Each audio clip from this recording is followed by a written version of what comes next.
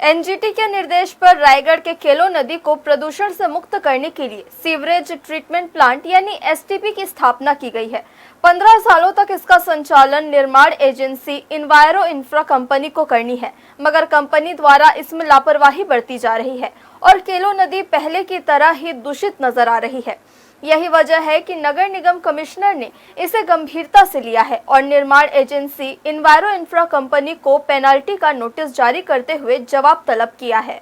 National green tribunal ने केलो नदी के 15 किलोमीटर के हिस्से को देश के सर्वाधिक प्रदूषित नदी खंडों में सूचीबद्ध किया था और केलो नदी को प्रदूषण से मुक्त करने के लिए नगर निगम को एसटीपी की स्थापना करने के निर्देश दिए थे,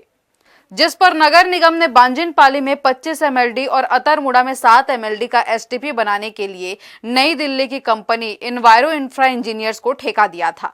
कंपनी को केलो नदी के 15 किलोमीटर के क्षेत्र में सभी गंदे पानी के स्रोतों को एसटीपी से जोड़ना था और ठोस अपशिष्ट को भी रोकने की व्यवस्था करनी थी, मगर कंपनी ने एसटीपी का काम पूरा होना बताकर इसका संचालन शुरू कर दिया, जबकि नालियों से अब भी गंदा पानी केलो में मिल रहा है। हाल ही में निगम कमिश्नर ने केलो नदी के निरीक्षण के दौरान कई खामियां पाई, जिस वजह से ठेका कंपनी को शो कॉज नोटिस जारी किया गया है।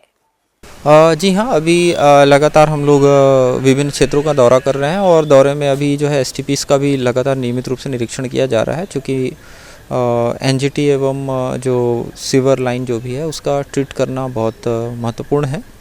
ताकि हमारा जो नदी है वो सुरक्षित रहे और साफ़ रहे। इस दौरान हमने पाया कि जो बाईपास जो अरेंजमेंट्स हैं वो जो है एज़ पर प्रोविज़न्स नहीं किए गए थे, जिसके कारण से नदी पे फ्लोटिंग्स पाए गए, जिसके लिए जो है हमारे जो अनुबंधित संस्था है इन्वायरो इंफ्रा, उनको जो है नोटिस दिया गया है और जुर्माना भी अधिरोपित किया गया है और उनसे कारण अभी लिया जाएगा। उनका जवाब के बाद फिर जुर्माना को अधिकतम जो जुर्माना है उनको फिर जो नियमानुसार वसूली के लिए जो है उनको नोटिस जारी किया गया है और यदि उसका कंप्लायंस नहीं होता है तो ये जो है उनके भुगतान पे कटौती कर दी जाएगी। दरअसल निर्माण एजेंसी को एसटीपी की स्थापना के बाद 15 सालों तक इसका संचालन भी करना है,